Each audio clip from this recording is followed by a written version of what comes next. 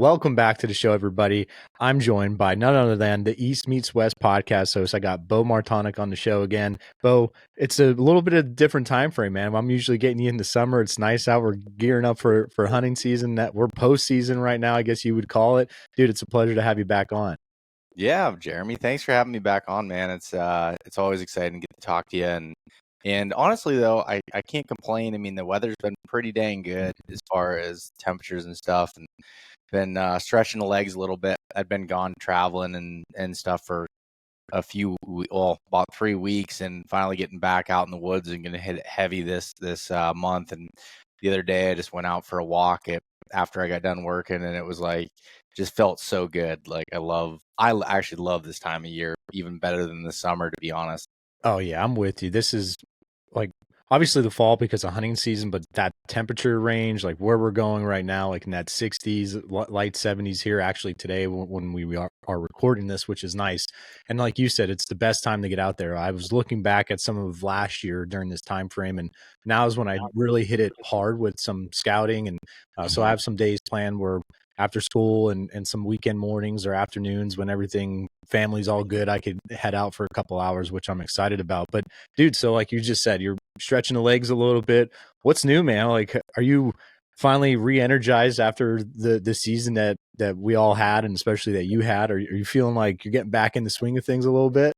Yeah, I am. And I definitely it was nice probably during February and stuff. And I say this so just understand that I spent a decent amount of time out in the woods, and I was just honestly I was kind of wore out. Like I love it, but you get this love I don't want to call it love hate, but you get to this point where you're just like, all right, I'm ready to not do this for a little bit. So, I took a little bit of time and just going to some shows and traveling and doing some other stuff for work and personal. And now I'm just itching it. I just want to be out every day again. Personally, it's funny because hunting season is definitely my favorite time of the year, but I like being in the woods now better because all I'm doing is I'm walking around and I'm just visualizing what could happen. And I'd love just seeing places, and it's just I can never have enough time to cover everything that I want to do and check out places. And I think it's a really special time. And I've always been like this ever since I was a kid. My dad's been doing it and shed hunting and scouting in the spring. And that's just as soon as the snow melts, it's go time.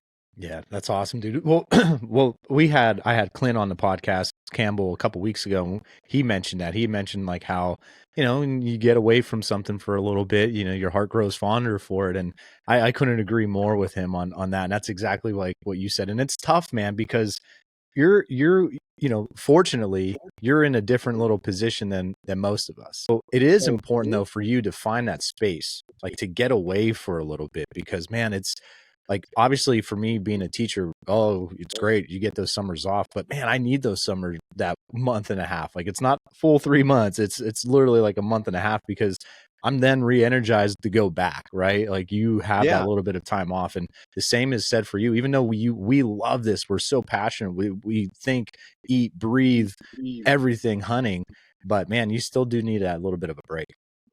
Yeah, and it's and yeah, I think you said it perfectly. I am this is what I want to do. I absolutely love it. At the same time, it's also from what I do, to get paid and actually make money to be able to do this stuff. It isn't actually hunting. That's the benefits of being able to do it, and that does play into it. But sitting behind the computer is it. So during hunting season, there's a lot of times that I'll hunt all day, and then I work into the night, and it's just a lot of low sleep and being able to be able to catch up on things and make sure I'm staying up with things, and it's good, and I like it, and I can do it. But after months of doing it, it really definitely starts to wear on you a little bit. And I've found that for me, I'm a guy that does better, and I'm more passionate about things if I go in more short bursts of things versus if I could take 3 weeks, which during the rut is you gotta eat while you can, sort of deal. But I try to break it up where it's all right, I'm in work mode for this time period, and then kind of go out and hunt. And so thankful that I can, be able to do that now, because it wasn't the case, even 2 years ago when I had a job where I was working 10 hours a day and then trying to do this stuff on the side and hunt. It was just, it was a little bit harder. I mean, similar to everyone that has full-time jobs and has families and being able to do that. So it's not easy to be able to do that. No, man, that's awesome. Anything else that you're doing right now, Beau? Yeah, so I've been training with a buddy of mine. He's got a program called Human Predator Pack Mule. It's an online, like on your phone type of deal. I've been doing that for, I think this is year 3 or 4 that I've been Nice. training with him. So it's an app every day. He's kind of got things scheduled out for me. And I've always been someone that goes to the gym quite a bit, but I've found that I do well under structure in that, of like, okay, here's what you should do. Otherwise, I do what I want to do versus what I should be doing. So it's been working on rebuilding strength and trying to get stronger again after hunting season of not doing that. There's a lot of cardio involved, but I wasn't going to the gym during that time period. So I've been focused on that and also building up my cardio, which it helps hiking in the woods and doing everything too. So building that up. And then just as far as eating goes, I've learned, as I'm in my 30s now, it's, a couple years into my 30s, it's like, all right, now, I can't just eat whatever I want, which I've had to become conscious of it, because I have a couple allergies due to I had Lyme disease about 10 years ago, and that resulted in me having a gluten and dairy allergy. So I have to kind of be picky and choosy with what I can eat, but been really focused on that this year too, is kind of getting back on track, because I think with anybody, hunting season can kind of throw you out of that. You're eating what you can, Right. a lot of bars, a lot of snacks, and kind of rolling through it. But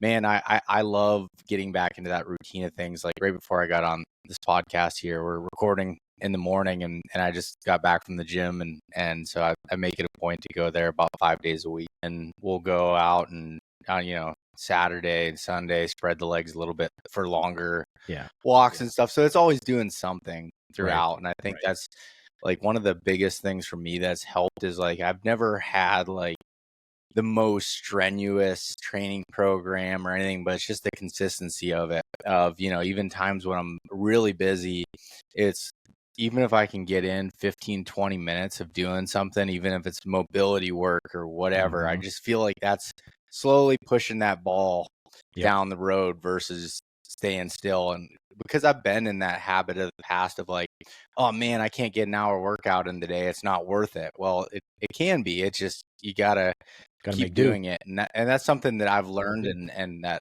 I've learned from people that are, experts in that field.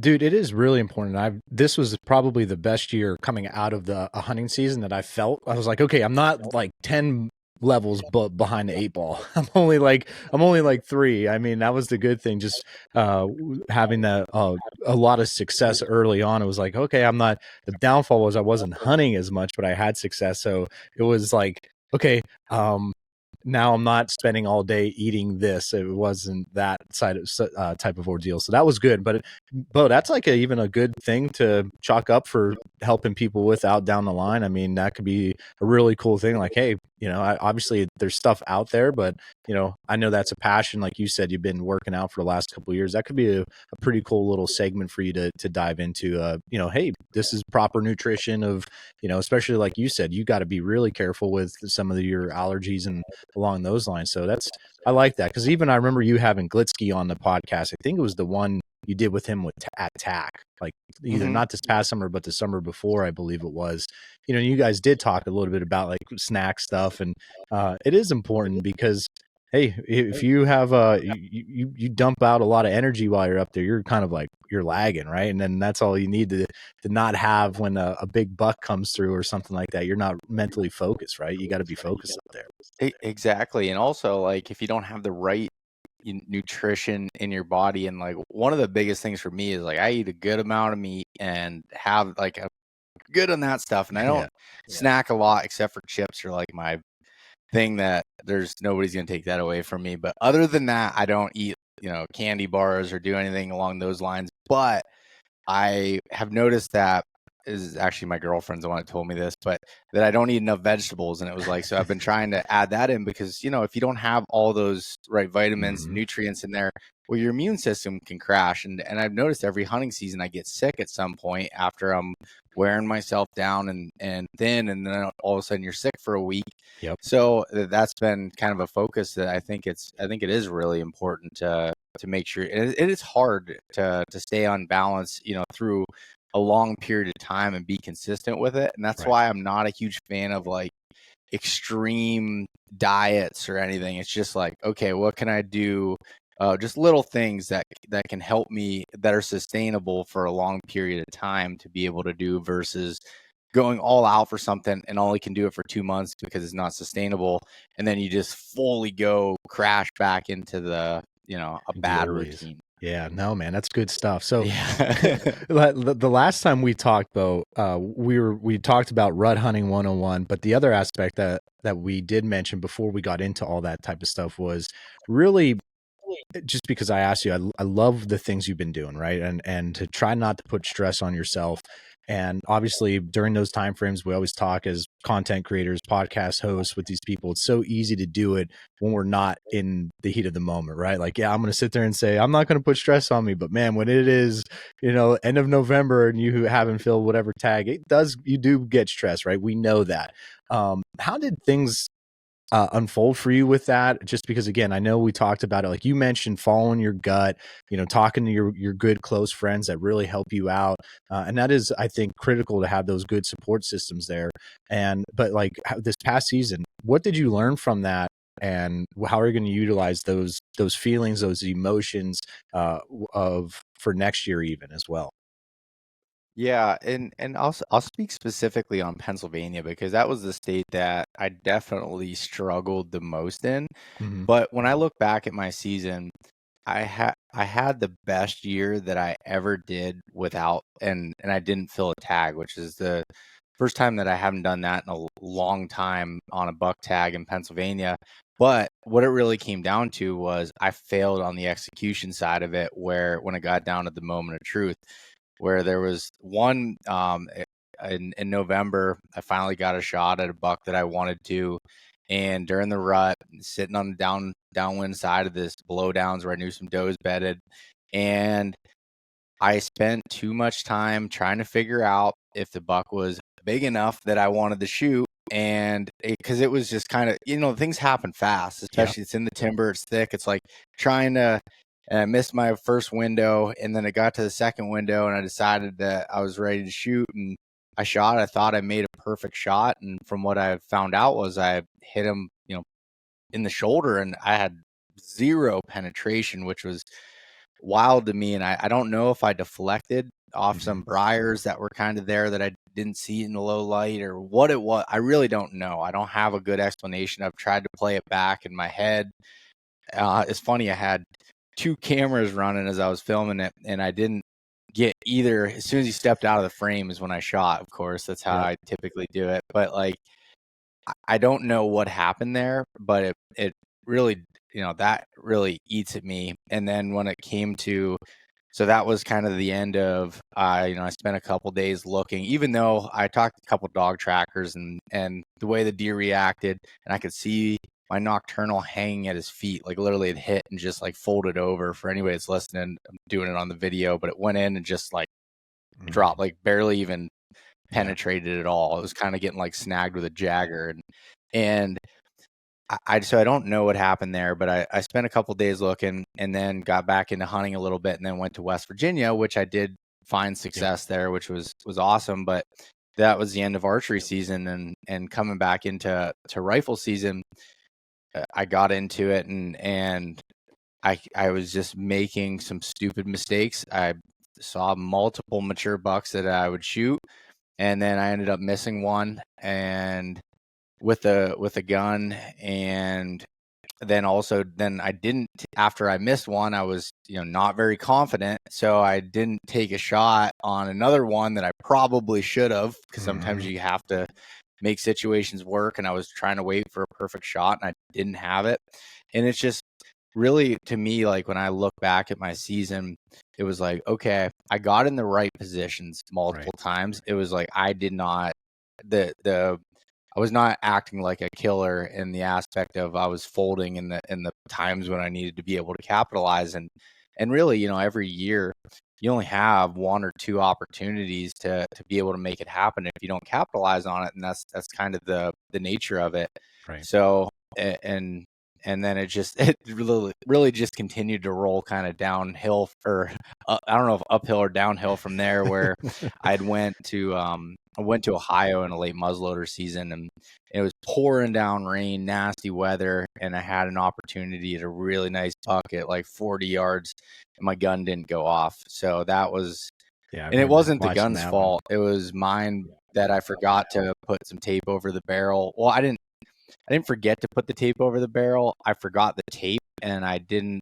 And I was like, oh, I'll be okay. I'm using the synthetic powder. Like, it's going to be good. Like, this stuff's, from what I read, was pretty good, but I didn't have any experience in it. And I didn't take the necessary precautions. And that burnt me too. So it was like one of those things where, but it was, and I'm saying this like as I've already reflected on it, during all those moments, I was like at the lowest of lows of just feeling like, man, I am not competent at, anything. It felt like at that time, even though it's a deer, it's not the end of the world. But to me, it felt like that, putting in all this work and spending this time, getting in those opportunities.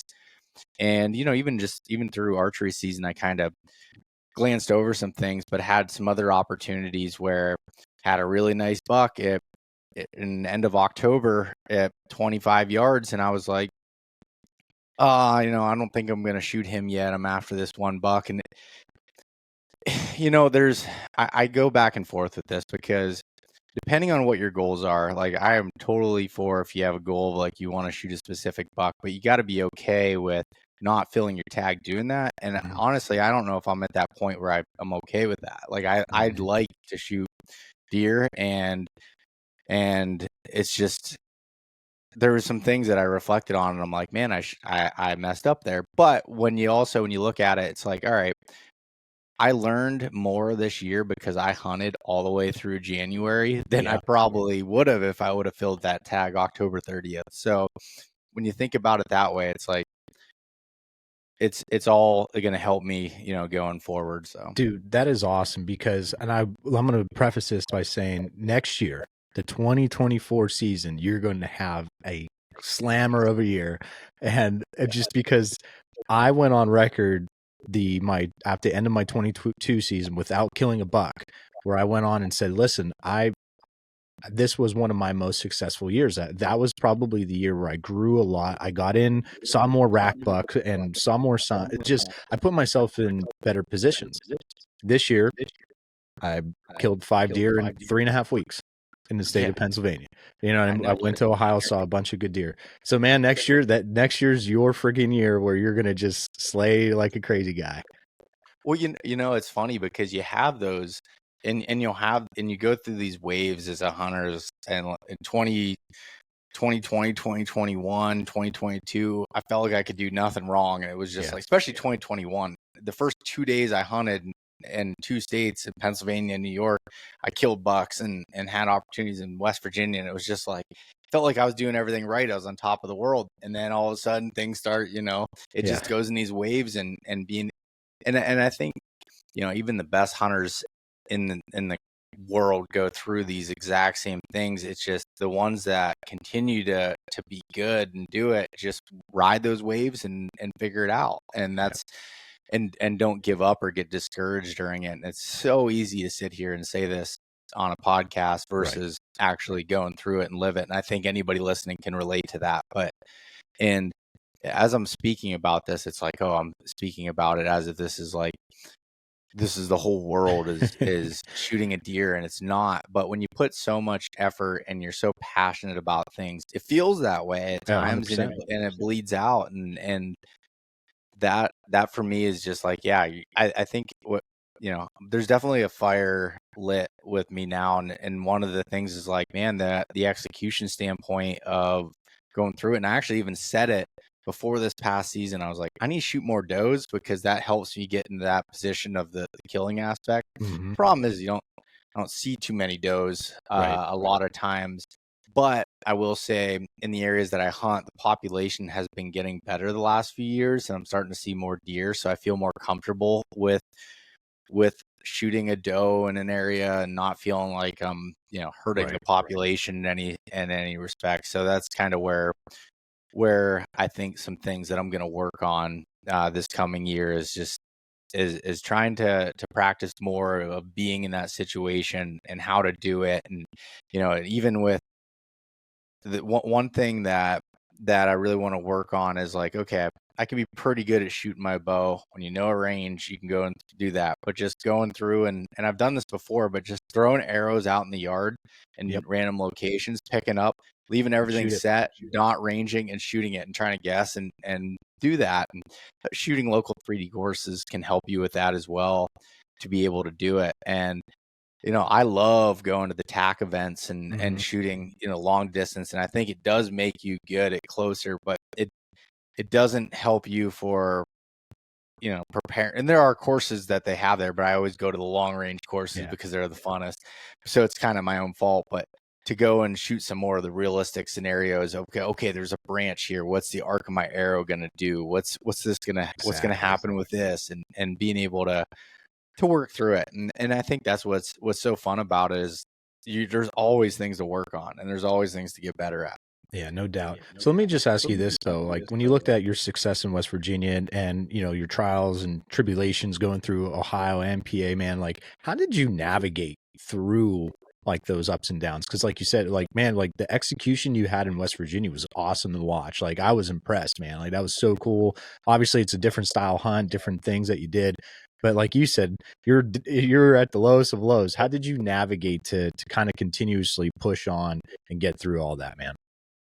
Well, I think one thing that I've learned throughout the years of when you go through struggles is analyzing it, trying to figure out what you did wrong, but not thinking about it too much and not letting it dwell on you or making it feel like this is, the end of the world sort of deal. You can let it happen for a little bit, right? For, even a day or so, but then pick yourself back up and keep rolling. And also like one quote that comes from my buddy Johnny Stewart or our buddy, Johnny as well, but like Johnny said to me, I don't remember where it was. Years ago, I'd missed a buck or I did something where I messed up. And I think it was an elk in Montana. That's what it was. And I was texting him and all he replied to me was, "Don't cry over spilled milk."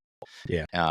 He's like, "You know what you can do. Like, don't worry about that. Like, you're a killer. Get back on the wagon and go through it." And I remember even driving from PA to West Virginia, I was talking to my cousin Mason on the phone, driving down there, and Mason was at the situation where he hadn't killed a buck yet in PA, but he still had like 2 more days left. And we were both kind of like going back and forth. And he was feeling like, I don't know what to do. And I was feeling like, man, like, I'm coming to West Virginia. This is year 3 of trying this. Like how, what are the odds that this is going to work out? And just kind of being down. But then we ended up like picking each other up. And Mason was talking about spots and he's like, "What do you think?" And I was like, "Mason, it sounds like you already know where you need to be at. Like there's nothing I'm going to tell you is going to change. You know what to do." And next day he killed like a 10-year-old deer and PA. And then 2 days later, I shot my West Virginia deer. And it was just like, sometimes, talking to other people that are going through it. But really it's just, for me, I just need to analyze it, see what went wrong, be like, okay, this is what I need to do differently, but not think too much about it because you put on all this work already through it. Like you're on the right track. Sometimes things don't work out the way that you want it to, and just being able to recover from that, I think. Yeah, no doubt, man. I mean, perseverance right there. You know what I mean? And that was like going to be one of the main aspects I wanted to ask you about was like persevering through that. And, obviously I talked to my class, especially my health class about, you go through experiences. That's how you get better at life, right? The good, the bad, the ugly, the great, all that type of stuff. And the more experiences you have, the more kind of notches on your belt you're able to put up with, right? Yeah, I've been through that stuff. So with that, like there's so much perseverance in hunting, I think, right? You endure all that, the different type of stuff. anything outside of the hunting world, Beau, that you think helped you like with all this type of stuff? Like I know, like heck, it could even be like, you know what, I read this book and it's helped me with a mindset. You know what I mean? Like it could be anything along those lines that you think back to like, man, that really helps me when I'm out there. Yeah, I think for me, honestly, a lot of it was starting my own business. It was really helpful for it. And I think both hunting helped that, and that helped hunting from the standpoint of I know to get good at anything, it's going to take a lot of reps and consistency in doing it. And you're going to run into mistakes along the way going through it. And then you just figure out that thing and move on and continue to do it. And one thing actually really recently that I've been thinking about as I've got, I guess, mixed in with a bunch of different stuff and businesses and everything. And I'm like overwhelmed. And I'm like, what do I do? And it's like a book that I read years ago that's helped me through a lot of different things. Even when I was in my professional career that had nothing to do with hunting, when I had to manage people, was Extreme Ownership by Jocko, of like, okay, something goes wrong, even if you think it's somebody else or somebody you're working with, it's probably maybe you didn't give clear enough direction, maybe you weren't focused enough, or you weren't giving the expectations that you wanted out of it. So, from the leadership aspect, but really the prioritize and execute part is you can have 30 things you need to do. You need to prioritize what are the things I need to do now, do those things, and then you feel better, and then the ball starts rolling. Even yesterday I was in meetings all day, and I had a bunch of stuff to get ready for my scouting camp, and I'm like, it's been weighing on me. Finally, it was like I don't know, 7:00 at night last night. I'm like, I just need to sit down and do this thing that's been on my mind for the last week and do it. So I stayed up late and I finished it and got it done. And I was like, oh, I feel so much better about just doing that thing. And I think that relates, back to hunting. For example, I was talking about like, okay, the shooting and the execution aspect. It's like, that's going to be my main focus. I'm going to continue doing what I'm doing, scouting and doing that. But now it's like I have a new set of challenges. You think about it, if someone's gets new into hunting, whether it's elk hunting, whether it's deer hunting, what's the first thing that you're trying to do? You're just trying to find deer. Right. You're trying to find deer. You're trying to, okay, now all of a sudden you're seeing deer. It's like, oh, that's good. And maybe you shoot some deer, like, oh, I want to shoot a mature deer. Like, okay, that's another, set of challenges. Then all of a sudden you get into that and you start seeing mature deer. And then you run another set of challenges. How can I get them close enough? What am I doing? I got to tweak my setup. It's just like this continually building things to get up to get to the level where you want to be, or have the success that you want, or have the experience that you want. And for me, it's trying to prioritize the things that you need to work on and just kind of go through that. And I think that's really, and business has helped me with that, with hunting and hunting and business. And I think that they go kind of hand in hand, because like I was even talking to my dad about this with hunting, and over the years, ever since I was young, I don't mean this in a way that's cocky by any means, but I've spent a lot of time scouting, and I've been able to get opportunities. Whether I've been able to capitalize on those opportunities is 50-50. Right. And it's like, that's where my big gap is. Like I probably don't need to add an additional 100 miles of scouting on to my play, because I'm getting opportunities. It's like, I need to work on the actual execution side of it versus that. And it's not to, like when I look at it, it's like, I don't want to, okay, I'm done scouting because I can find deer. That's not going to work either. You still got to maintain, but it's like, where can I add some focus on and work on my weaknesses, the balance, to be able to get better? And it's just, and it's figuring out the balance, and also there's also only so much time in a day, so there is some prioritizing, and sometimes things do have to drop off a little bit to be able to add things.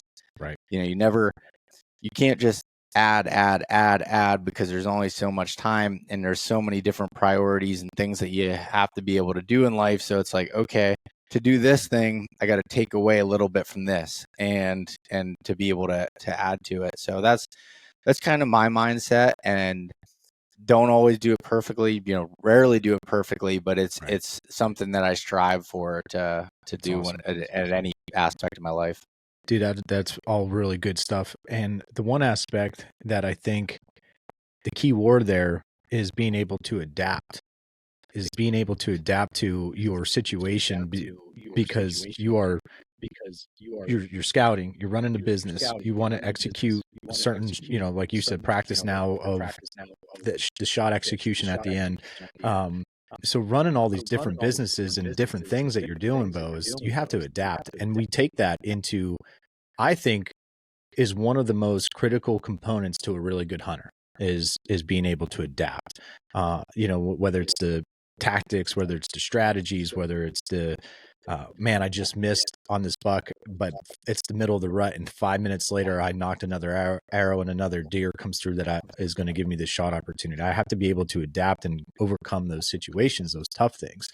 I think, to me personally, I think adaptation is one of the biggest characteristics. What do you think is one of the biggest characteristics? Because, man, you even have, I think, have had a chance to talk to thousands at least, or between shows and other things like that, your own podcast, to all these different hunters. Do you think that is a key characteristic too, or and then if it is, great, and you could elaborate on it, or if not, like, what are maybe one or two other key characteristics that these hunters have? Yeah, I'll explain on the adaptation side of it first, and I think you're 100% spot on, being able to adapt. And I think there's two different forms of adaptation that I've noticed and that I've kind of taken into play. You have adaptation over a long period of time, and then adaptation in the moment. And the way that I deal with adaptation over a long period of time is analyzing data, and that's why I'm so big on looking at trail cam photos in the winter, and I organize them, and I'm like, okay, what are some trends I'm seeing? How is that correlated with the weather, the dates, things? You start seeing some things, or maybe it was personal sightings, and logging all of that data so I can look back at it and make some adjustments to change in the coming season. And then there's real-time data. It's like, what are you actually seeing when you're in there to be able to change? An example of that would be this past year in PA during the rut. I had some really big action early on, and then it was like kind of stagnant, which can happen during the rut. But I was like, all right, these funnels that I was sitting in just weren't working. I'm like, what if I go and it seemed like there was every time I saw a buck, it wasn't cruising. He was on a doe already. So I was like, what if I go and check out specific doe groups that I know and sit there? And I went and did that. And that's when I had the shot opportunity. And it was like, so that's adapting on the fly versus, okay, this is what I traditionally do, but now situations have changed. This isn't working. What can I do differently to be able to do that? Or it's like, all right, you have a plan to go sit at this spot, and then all of a sudden you're coming in, it's the afternoon, you get out of work a little early, and you find this big hot steam and scrape. It's like, all right, should I set up here and just go do this and try it? That's something that, and I think that adaptation, especially in the short term, is something that takes experience to really be able to get good at, and it takes messing things up over a long period of time to be able to learn from it and get those instincts to be able to adapt in those situations. And I think that's where people that are successful over a long period of time are good at being able to read that and have that gut feeling. You've interviewed a bunch of people, like when they talk about, like, sometimes I can't even explain something. It's just like, oh, my gut told me I had to do this. That comes from experience of screwing things up and or getting things right in certain situations and learning from it. Yep. And I've taken that over to one thing I'm working on with businesses right now is like, okay, I've been doing something for a period of time, my time's maxed out. It's like, okay, how can I get back some time? And it's like, all right, let me analyze the data, which is something I wasn't doing very well, of like, okay, what is doing well and what is not? And am I spending a lot of time on this thing that's not? Maybe I just need to cut that and work more on the things that are doing well to be able to do it. And data helps with it. And it's hard, it's boring to sit there and look at data and type it in. I mean, even with like trail camera stuff and building hunt plans, like that takes me so much time of sitting behind a computer when I'd rather just be out walking in the woods or doing something else. But it's I believe for me, it's necessary and to be able to do. And I think that another trait that I see along those lines is being detail oriented. I see hunters have the most successful hunters are detail oriented in one way or another. And it's not always, some are extremely organized and that's how they do really well. And then there's others that are really detailed on a specific way of scouting or a specific way of going about things. It's not always the exact application as much as they're detail oriented in some way or another. And then the third aspect is really what we talked about earlier, was the persistence. There's so many hunters that you look at and they're like, man, they kill a good deer every year. And a lot of them, it's like, okay, that was the last day. That was the end of the season. That was this. It's not everybody is super efficient every single year. Now, Andy May is completely outlier and everything because he just does well no matter what. But like for the most part, a lot of hunters that do really well aren't always just successful every time they walk into the woods. It's through a longer period of time. And it's funny. I see it through even messages on Instagram and whatever else during hunting season. Once it starts getting in the rut and people are struggling, the messages start coming in. It's like, oh man, I'm doing this thing. I'm not having that success, that luck or whatever. And it's like, what am I doing wrong? And it's like, you're not really doing anything wrong. It's just it's going to take time. Like it's just, that's sometimes the way that the cookie crumbles. And it's, again, it's so easy when you're not in that position to be able to give that advice versus being the one that's in it. And then it's a little bit harder because you get your emotions involved. But for me, and I think we talked about it even on that Rut podcast, it's just like trying to split up, try to take emotion out of it as much as you can and just look at what's in front of you. What are the facts with this situation? And when do the pros outweigh the cons, or when do the cons outweigh the pros? And that's maybe when you need to adapt and change. And that's just kind of my perspective on I guess what we were talking about with adaptation, and some of those adaptation different and features of successful hunters. Yeah, heck yeah, dude. Beau, here's what I want to ask you. Yeah, man. Characteristics. So we are kind of, I think, in a really good state of content and people doing some really cool things, easily digestible stuff. I just want to give you kind of a kudos, man, as we wrap up this episode, just because it's not easy. I want people to know, and I think more and more people are coming to an understanding with this, because man, the work that you're doing and you're putting in, man, coming from where I'm sitting, it's awesome. Number one, it's good information, but two, man, it's well done.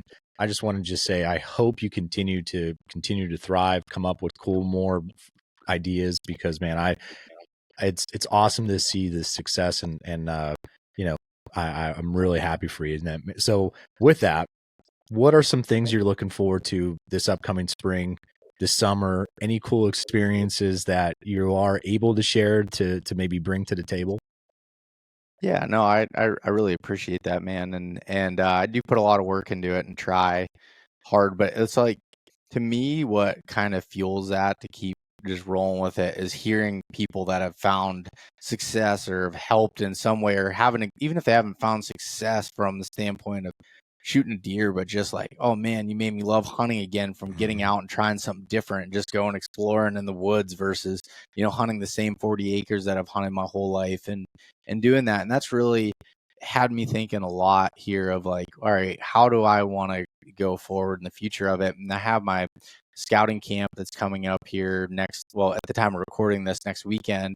And I'm like, all right, how do it's tough to be able to do more of that exact thing, but how can I be more involved with it? The problem with what I've found with social media is right now there's so many platforms and so many ways for people to get a hold of you. It's so tough to keep up with all the different things. So it's like, how can I create a community of people that really want to be in it, that we have like this almost like a Facebook group, but not where everyone's just sitting in there complaining about things. Like, it's like, how can I have like the people that really want to learn and talk to other people that are like-minded and be in that? And that's what I'm working on here going forward on and building some sort of a community to be able to have that, and it be a place where a sounding board where, oh, I'm getting this buck on trail camera, and not just me can jump in, but 4 other people can, give you their advice or look at it, but it's kind of like a safe place of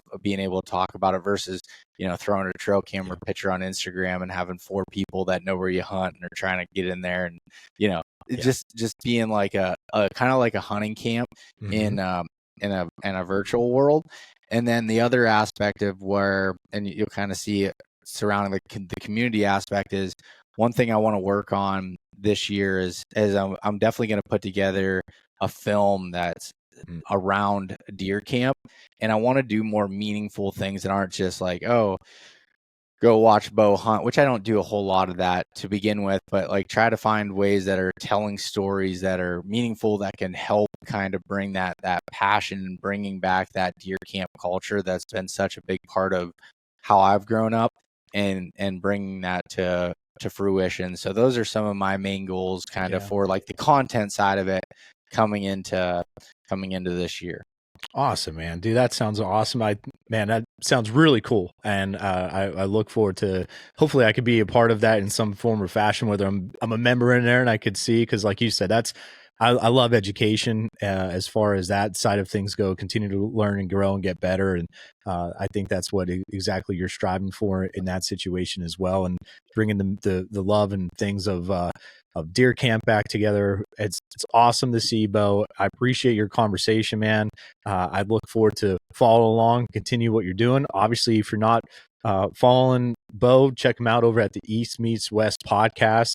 Comes out every week. And man, if you killed a cool mountain buck, he does Mountain Buck Monday on his Instagram. Send him an email and you'll be able to be featured on his podcast. So it's Beau. I'm telling you, over the years, Beau helped me out tremendously from afar and from near by being able to answer a phone call for me, help me out with a certain situation, help me out maybe talking about with a company.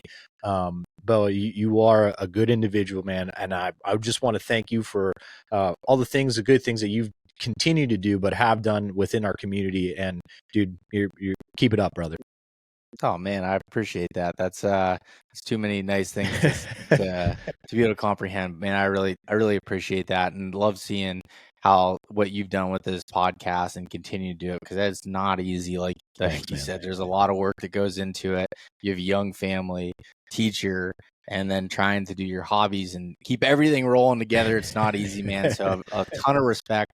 And it's funny because one thing that you said about, with me helping you a little bit with kind of, you had questions about when you're starting the podcast and kind of rolling through it. There's been a lot of people that have reached out through the years. There's very few that actually followed through with it. And that, I respect that a lot. And it's so I respect that you've, went through with it and you continue to do that. So yeah, thanks, kudos, man. To you too, buddy. I appreciate it. Well, Beau, anything else you would love to plug before we get off? No, just I guess, yeah, if you want to find any of my stuff, really, my website has links to everything, eastmeetswesthunt.com, or on social, just my name or Beau Martonik, or just East Meets West Hunt, any of those places, YouTube, social stuff, that you can find any of my stuff there. So one more shameless plug, because I do a really crappy job. I'm trying to figure out how I could do a better job with the video aspect of things on YouTube. Beau does a really good job as well as on the video side of things. So make sure you are following if you like listening, or if you're doing things around the house, putting clothes away or something like that. Normally I'll throw on a podcast on my YouTube as I'm doing clothes and cleaning up my basement, the Beau Dojo or whatever it be. So again, I'm like, man, Beau's crushing it. You have some really cool features onto it. So make sure you're also maybe checking that out if that's something you're interested in. So thanks again, everybody, for tuning in. Beau, thank you. We'll see you next week, everybody, and Antler Up.